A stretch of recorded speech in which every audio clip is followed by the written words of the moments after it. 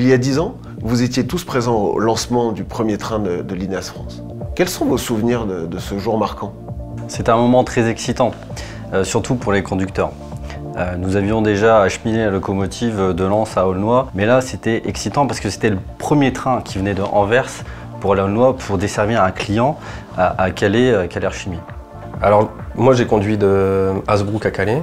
Là-bas on a été accueillis par Olivier et Jean-Pierre. Ensuite j'ai effectué les manœuvres de refoulement chez le client Calais-Chimie. L'INEAS France, sous le nom d'OSR France, existait déjà depuis 2 ans à l'époque. Nous réalisions des opérations au sol dans toute la partie nord de la France. Avec ce premier train, nous avons recruté 11 nouveaux collègues et eu nos 3 premières locomotives. Te souviens-tu de l'ambiance? L'ambiance était bonne, c'était des nouveaux challenges à chaque journée et on a su les relever avec passion. Sur l'allée, c'était plutôt silencieux quand même. On se demandait ce qui allait se passer, on ne savait pas à quoi s'attendre au début. C'était les premières manœuvres, tout ça qu'on allait faire là chez le client, donc, mais ça allait, c'était plutôt cool. L'ambiance était déjà typiquement à l'INEAS. Nous avions entre nous tous un esprit d'entrepreneuriat et une forte envie de croissance. D'autant plus que l'INEAS était un opérateur nouveau, qui plus est étranger.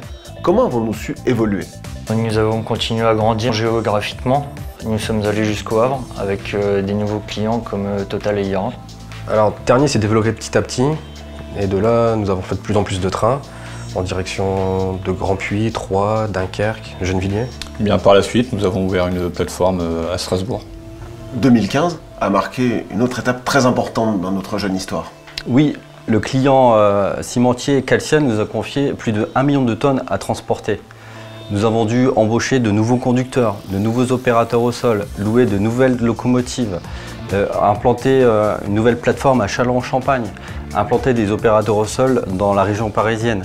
C'était un grand défi à relever à l'époque et c'était très excitant.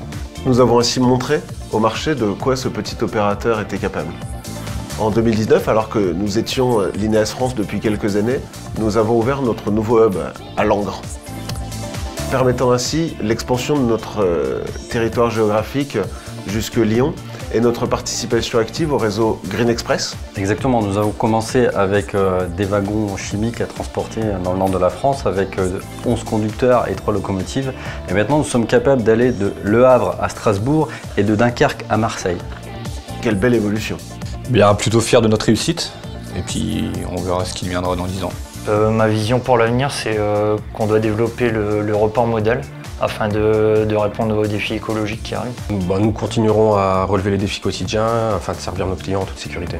Et nous continuerons sur cette même voie dans les années à venir.